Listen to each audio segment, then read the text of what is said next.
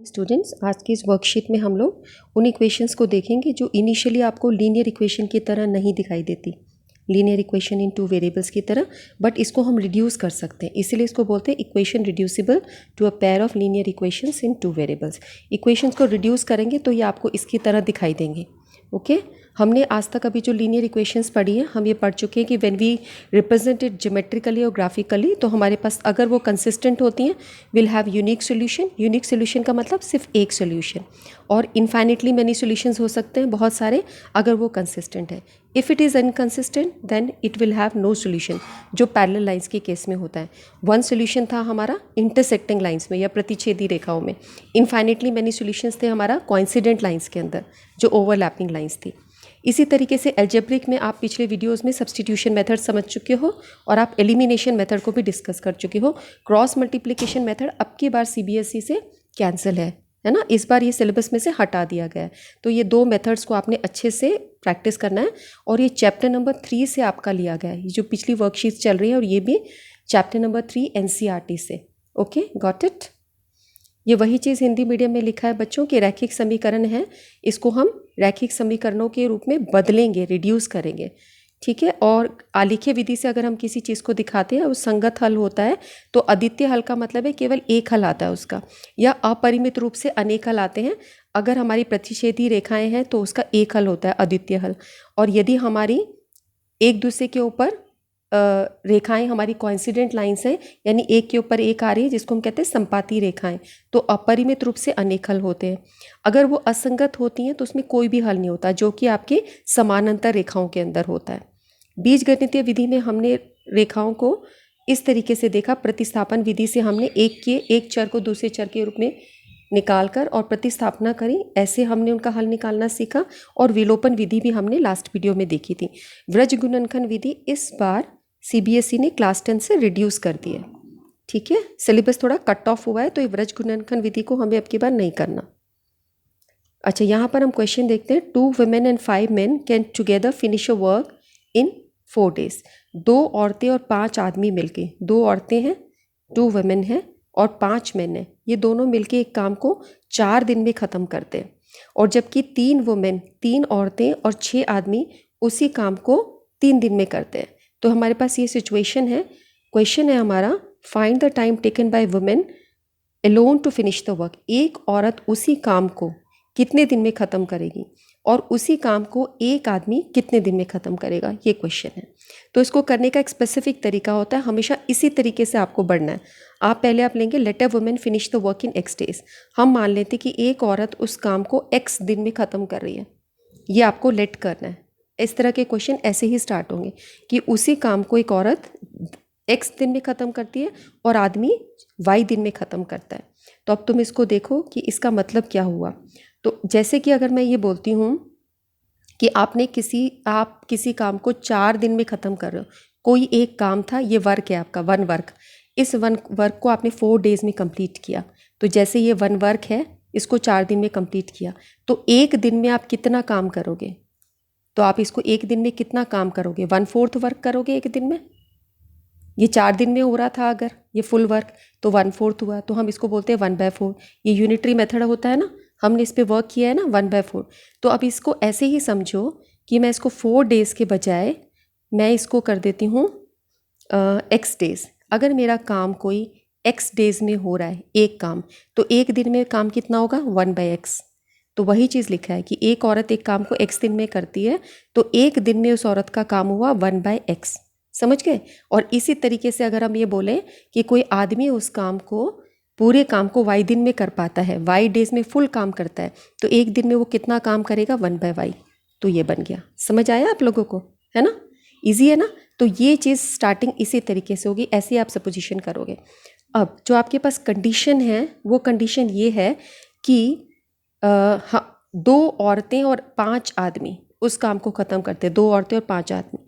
तो मैंने बोला कि एक औरत उस काम को 1/x डेज में, उसका एक औरत का काम कितना है, 1/x है, 1 days वर्क, ठीक है। ये किसका है, एक औरत का है, तो 2 औरतों का कितना होगा, 2/x, ठीक है। और ऐसे ही 5 आदमियों का कितना होगा, एक आदमी का 1/y है, तो 5 आदमियों का कितना होगा, 5/y। ठीक है, तो ये इक्वेशन बन गई 2/x + 5/y कितना है, 1 डे वर्क है। तो ये आपका वर्क भी जो 4 दिन में कंप्लीट हो रहा था वो एक दिन में कितना होगा, 1/4। समझ आ गई ये चीज़ कैसे हमने किया है, हमने सारी चीज़ को 1 में कंप्लीट कर दिया। Got it. तो ये बन गया। इसी तरीके से जो यहाँ पर है 3 वुमेन उसके लिए हो जाएगा 3/x और 6 मेन इसके लिए हो जाएगा 6/y और 3 डेज है तो 1 डे के लिए 1/3। ये 2 इक्वेशंस आपके पास बन गई। तो ये 2 इक्वेशंस हम देख रहे हैं, इन इक्वेशंस को तो हमने सॉल्व करना नहीं सीखा।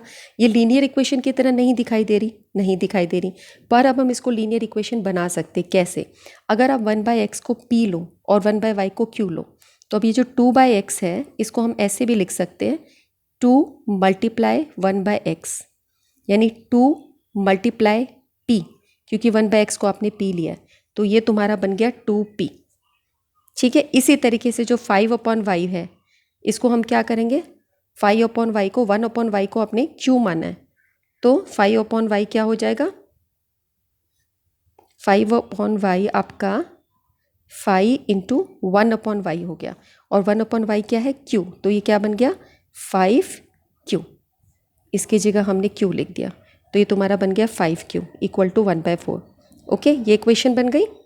इसी तरीके से आपकी जो दूसरी इक्वेशन है, आपकी दूसरी इक्वेशन थी 3/x, तो वो आपकी हो गई 3/x को हम लिख सकते हैं 3p और 6/y को लिख सकते हैं 6q = 1/3।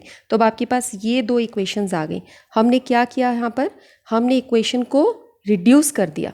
जो आपका ये जो टॉपिक है आज का, equation reducible to linear equation, तो हमने ये इक्वेशन को इस तरीके से चेंज कर दिया।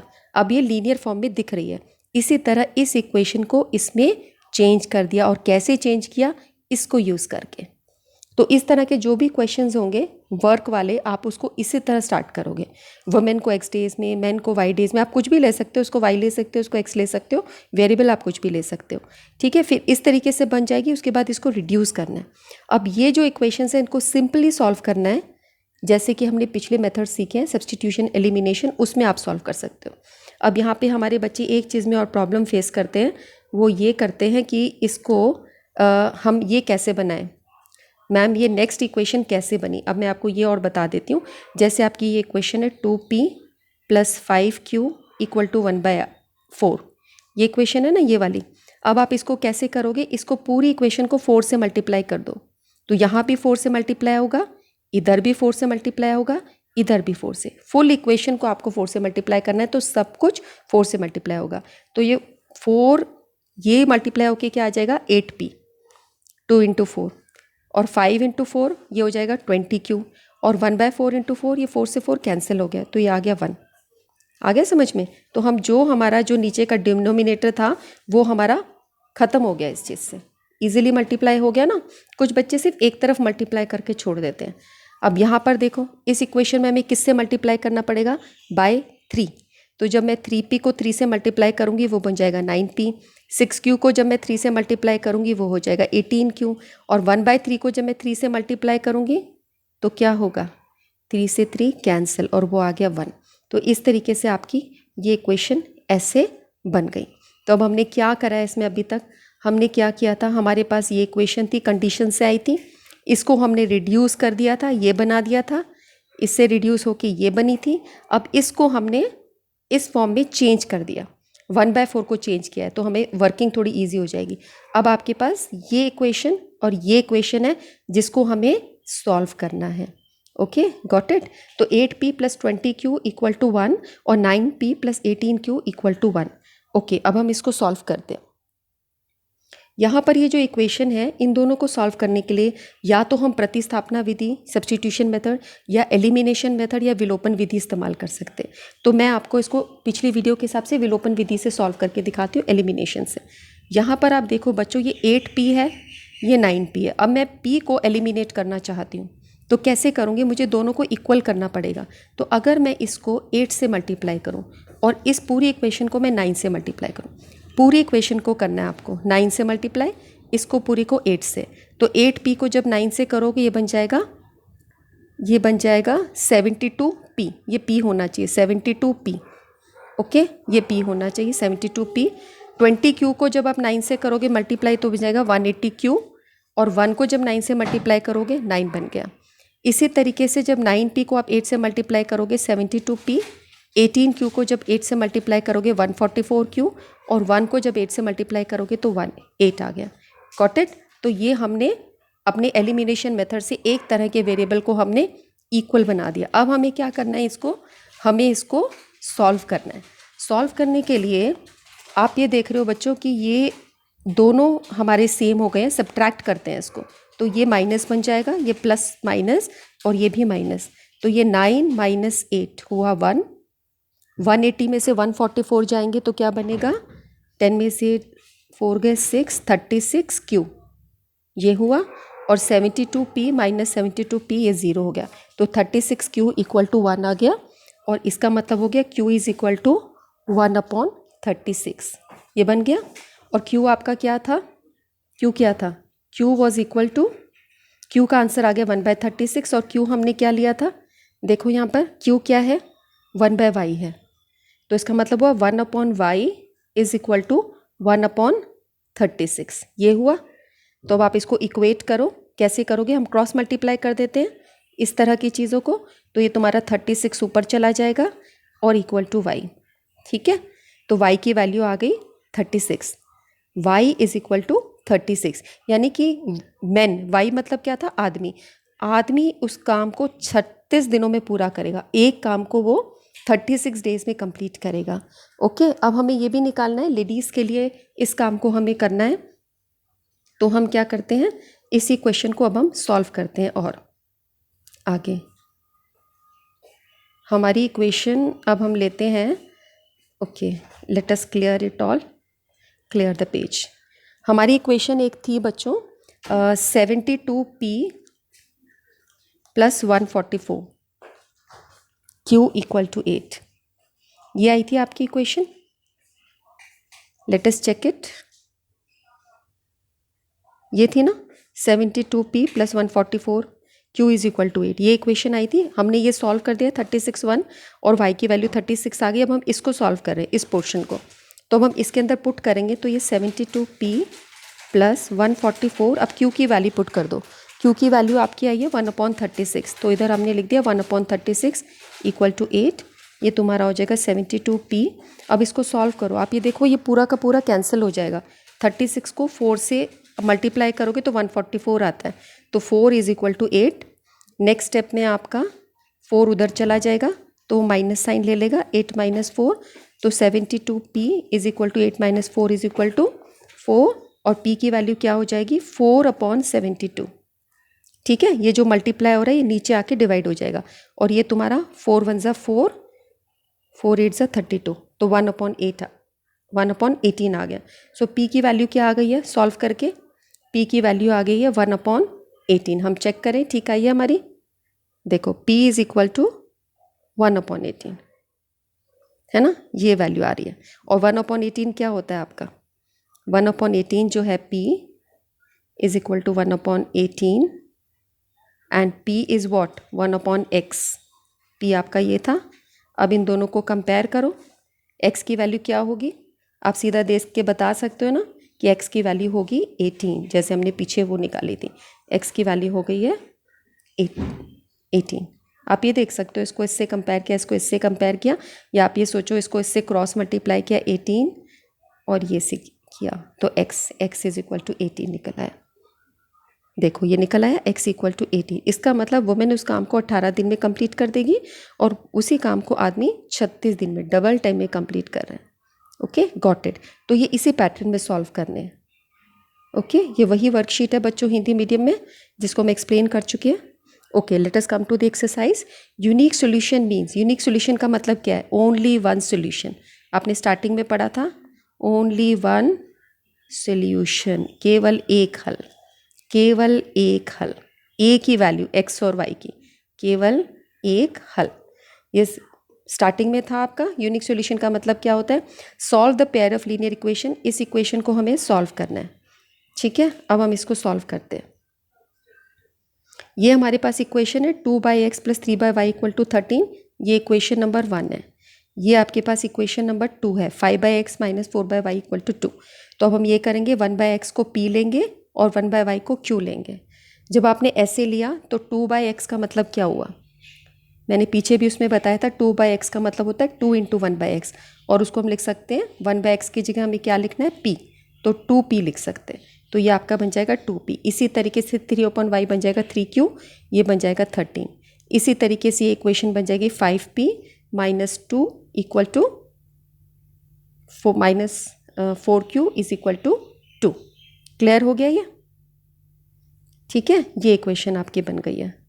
ये सबको समझ आया ना कि हमने इसको कैसे पुट किया है 1/x की जगह। अब ये दो इक्वेशंस में हम देख रहे हैं इसको सॉल्व करना है, तो सॉल्व करने में किसी एक वेरिएबल को एक जैसा करना पड़ेगा। एलिमिनेशन मेथड से करते हैं।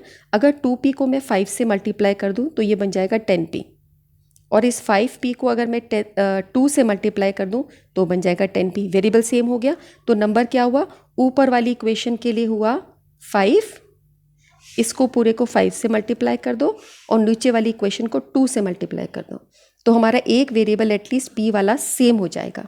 ठीक है, पर आपको सारी इक्वेशन को मल्टीप्लाई करना है, सिर्फ एक वेरिएबल को नहीं करना। तो आप देखो बच्चों क्या हो गया, जब 2p को 5 से किया तो 10p बन गया आपका, 3q को 5 से किया तो ये 15q बन गया, 3 5 15, 13 5 65। इसी तरह ये पूरी इक्वेशन को हमने 2 से मल्टीप्लाई किया तो 10p minus 8q is equal to -4 आ गया। ओके, अब इसको सॉल्व करने के लिए यहाँ पर हम सब्ट्रैक्ट करेंगे। सब्ट्रैक्ट करने में आपके साइन चेंज होंगे, ये माइनस हो जाएगा, ये प्लस हो जाएगा और ये प्लस हो जाएगा। तो 65 + 4 माना जाएगा, -4 नहीं, तो ये आपका 69 आ जाएगा। यहाँ पर ये कैंसिल हो जाएगा आपका, 15q + 8 हो जाएगा 23q, और q की वैल्यू क्या होगी 23, यहाँ मल्टीप्लाई हो रहा है तो इधर आके डिवाइड, एंड फिर हम ये देखेंगे ये 3 पे चला गया, तो q की वैल्यू क्या आ गई 3। और q आपका क्या था, q आपका क्या था, q वॉज 1/y, तो यानी q इज इक्वल टू 3 का मतलब हुआ 1/y इज इक्वल टू 3, ये हुआ। ठीक है, तो अब इसको सॉल्व करो, यहाँ पे क्रॉस मल्टीप्लाई करो, तो ये y को ऊपर ले जाओ और 3 को नीचे ले जाओ, तो 1/3 इज इक्वल टू y। हम ऐसे पोजीशंस इक्वालिटी में चेंज कर सकते हैं, या ये सोच लो रेसिप्रोकल लेना है। अगर किसी बच्चे को ये चीज़ समझ नहीं आती तो आप इसको ऐसे समझो, 1/y इज इक्वल टू 3/1, तो ये 1 इज इक्वल टू 3 है, y इज इक्वल टू 1, इसको उल्टा कर दो, तो इसका रेसिप्रोकल करेंगे तो क्या बन जाएगा y, और इसका रेसिप्रोकल करेंगे, व्युत्क्रम करेंगे तो बन जाएगा 1/3। ठीक है, किसी भी तरीके से आप समझ लिए, तो y की वैल्यू आ गई 1/3। Got it? अब हमें क्या करना है, नेक्स्ट वैल्यू हमको निकालनी है। नेक्स्ट वैल्यू में हम ये इक्वेशन लेते हैं, 2p + 3q is equal to 13। हमारी एक ये वैल्यू थी, एक जगह पर ये बन रही थी। ठीक है, तो इस इक्वेशन में आपने q की वैल्यू जो अभी 3 आया है, q हमारी वैल्यू 3 आई थी, इसको यहाँ पर आपने पुट कर दिया, तो ये बन गया 2p, 3 × 3 बन गया 9 इज इक्वल टू 13। 2p, 9 को इस तरफ ले जाओगे, माइनस का साइन हो जाएगा, 13 - 9, फिर 2p इज इक्वल टू 4, 2 यहाँ पे मल्टीप्लाई हो रहा है, इधर आके डिवाइड हो जाएगा, p की वैल्यू 2 आ गई। और p की वैल्यू 2 होने का मतलब क्या हुआ कि 1/x इक्वल टू 2, तो इसका मतलब क्या हो गया, x is equal to, reciprocal कर लो, इसको उल्टा कर दो, इसका भी उल्टा कर दो, 1/2, सो x इज इक्वल टू 1/2। सो हमारी x की और y की वैल्यू निकल गई, x की वैल्यू निकली 1/2 और y की वैल्यू क्या निकली थी हमारी 1/3। तो हमने क्या किया था, इक्वेशंस को पहले p और q की फॉर्म में चेंज करके इसको रिड्यूस किया था लीनियर इक्वेशन में, और फिर हमने वापस उसको, जब वैल्यूज़ हमारे p और q के आंसर्स आ गए तो वापस हमें x और y में ही आंसर निकालना होगा। कुछ बच्चे p पर और q पर लाके इसको छोड़ देते हैं, ख़त्म, नहीं, हमें आंसर x और y में ही निकालना है ना। इक्वेशन इनिशियली आपकी x और y की फॉर्म में थी, सो x इज इक्वल टू 1/2 और y इज इक्वल टू 1/3, ये आपका आंसर होगा। Okay, let us see what is the next question. Next question है कि 8 women and 12 men can do a work in 10 days। 8 औरतें और 12 आदमी एक काम को 10 दिन में करते हैं, और 6 औरतें और 8 आदमी उसी काम को 14 डेज में करते हैं। तो find time taken by 1 woman alone to finish the work and also time taken by 1 man alone. ये वही चीज़ है कि एक दिन में एक औरत उस पूरे काम को एक महिला कितने दिन में करेगी, और उस पूरे काम को एक पुरुष अकेला कितने दिन में करेगा। चलो इसको सॉल्व करते हैं हम लोग। चलो इसी तरीके से आपको स्टार्टिंग लेनी है, जैसे भी एग्जाम्पल में था, let a women finish a work in x days and let a man finish the work in y days. औरत के लिए हमने x दिन मान लिए और एक मैन के लिए हमने मान लिया कि y दिन में कंप्लीट करेगा, तो 1 डेज़ वर्क 1/x हो जाएगा, जैसे मैंने पीछे एक्सप्लेन किया 1 days work of a man हो जाएगा 1/y। तो जब 8 औरतें उसी काम को करेंगी तो 8/x में करेंगे, ये पीछे मैंने एक्सप्लेन किया था, और 12 आदमी उसी काम को 12/y में करेंगे। तो अब जो कंडीशंस है उसमें ये है 8/x, 8 औरतें 12 आदमी और 10 दिन में कर रहे थे तो 1/10 सबका अपॉन हो गया। और दूसरी कंडीशन थी कि 6 औरतें और 8 आदमी और 14 दिन में कंप्लीट करेंगे तो 1/14 हो गया। ओके, अब हम इसको रिड्यूस करेंगे लीनियर इक्वेशन की फॉर्म में, तो 1/x को p मानेंगे और 1/y को हम q मानेंगे। ठीक है, गॉट इट। वो मानने के बाद तो आपकी इक्वेशन बन गई 8/8p + 12q = 1/10, और ये इक्वेशन बन गई तुम्हारी 6p + 8q = 1/14। ये मैंने बता रखा है कि किस तरीके से 1/x को p लगाना है ना, बहुत बार लिख के आपको बताया मैंने। अब फिर आपको ये देखना है कि इस इक्वेशन को सॉल्व करना है। इक्वेशन सॉल्व करने के आपके पास कई तरीके हैं, आप सब्स्टिट्यूशन मेथड से कर सकते हो, आप एलिमिनेशन मेथड से आप कर सकते हो। तो अब हम क्या करेंगे, इस इक्वेशन को किस तरीके से करेंगे, हम इसको एलिमिनेशन मेथड से करते हैं। तो अगर मैं 8p को पूरी इक्वेशन को 6 से मल्टीप्लाई कर दूँ तो ये 48 होता है। हमें इतना बड़ा नंबर लेने की ज़रूरत नहीं, एक्चुअली आपके पास 8 और 6 2 नंबर्स हैं। इसको अगर मैं 3 से मल्टीप्लाई करूँगी तो 24 हो जाएगा, और मैं इसको 4 से मल्टीप्लाई करूँगी तो 24 हो जाएगा, है ना। तो हम इसका लोवेस्ट नंबर लेते हैं, अपना ज़्यादा बड़ा नंबर लेने की क्या ज़रूरत है। हम ये भी कर सकते थे कि पहली इक्वेशन को 6 से करें, दूसरी इक्वेशन को 8 से करें, बट हम लोवेस्ट नंबर लेते हैं ताकि हमारा मल्टीप्लिकेशन ज़्यादा ना हो। इसको हम कर देते 3 से, और इस पूरी इक्वेशन को कर देते हैं 4 से। तो जब 8p को 3 से करेंगे तो 24p आएगा, 12q को जब 3 से करेंगे 36q आ जाएगा, और 1/10 को जब 3 से करेंगे तो 3/10 आ जाएगा। इसी तरीके से ये 24p, ये 32q और ये 4/14 आया, और इसके बाद हमने इसको सिंप्लीफाई कर दिया 2 के टेबल से ना, 2 2 ज़ा 4, 2 7 ज़ा 14, तो ये 2/7 आ गया। ठीक है, तो इस तरीके से आपके पास ये चीज़ें आ गई, ये हमने इक्वेशन यहाँ लिखी है। अब हम क्या कर सकते हैं, इन इक्वेशंस को दोनों को सॉल्व करते हैं। तो हम इसको क्या करेंगे, फिर वही एलिमिनेशन मेथड में साइन चेंज करते हैं, ऐसे साइन चेंज करेंगे तो 36, ये तो आपका कैंसिल हो जाएगा। 36 - 32 क्या होगा, 4q, ये आपका आ जाएगा 4q = और ये इस तरफ आपका आ जाएगा 3/10 - 2/7, ये चीज़ आ गई। ये मैं आपको बताऊंगी इसको कैसे सॉल्व करते हैं। देखो 3/10 - 2/7 आपके पास है। अब यहाँ पर ये 10 और 7 एक दूसरे के क्या है, प्राइम है, एक दूसरे के कॉमन नंबर इसमें कुछ भी नहीं है, they're prime to each other, कुछ भी कॉमन नहीं है, तो इसका एलसीएम तो आता है 70। ठीक है, इस नंबर को इस नंबर से मल्टीप्लाई करो। तरीका ये होता है कि 70 को 10 से डिवाइड करते हैं तो आता है 7, और जो नंबर आता है उसको ऊपर वाले नंबर से मल्टीप्लाई करते हैं। तो जब ये दोनों एक दूसरे के प्राइम होते हैं, इसमें कुछ भी कॉमन नहीं होता, तो क्या होता है, इन दूसरे जब भी कुछ भी कॉमन ना हो तो एक्चुअली ये नंबर इस नंबर से ही मल्टीप्लाई होता है ना। देखो 70 को जब 10 से डिवाइड करोगे तो क्या आंसर आएगा, 10 7 ज़ा 77 आएगा। जो नंबर आता है उससे ऊपर वाले से मल्टीप्लाई करना होता है, तो वही मैंने आपको बोला 3 7 ज़ा कर लो 21। तो यही टेक्निक यहाँ पे रहेगी, 2 को 10 से कर लो 20, क्योंकि जब 70 को 7 से करोगे आंसर आएगा 10, और इस 10 को फिर 2 से करेंगे तो वही चीज़ आ रही है आपकी, है ना। ये हमारा 7th क्लास का मैथमेटिक्स है। तो हमारे पास 21 - 20 आ गया। आप इसको अगर नहीं समझ आया ना बेटे, 2-3 बार वीडियो चला कर इसको देखना, आपको ये समझ में आ जाएगा। तो 21 - 20 हो जाएगा 1/70, ये आंसर आ गया। ठीक है, तो ये वाली साइड मैंने आपकी सॉल्व कर दी कि ये 1/70 आया। तो हम इसको लिख सकते हैं कि हमारा आंसर आया 4q = 1/70, ये आ गया। तो q की वैल्यू क्या होगी, यहाँ 4 मल्टीप्लाई हो रहा है, इधर आके डिवाइड हो जाएगा, यानी नीचे वाले नंबर से मल्टीप्लाई हो जाएगा। ठीक है, तो ये क्या बन जाएगा, q = 1/280। तो q की वैल्यू निकल जाएगी, q = 1/280।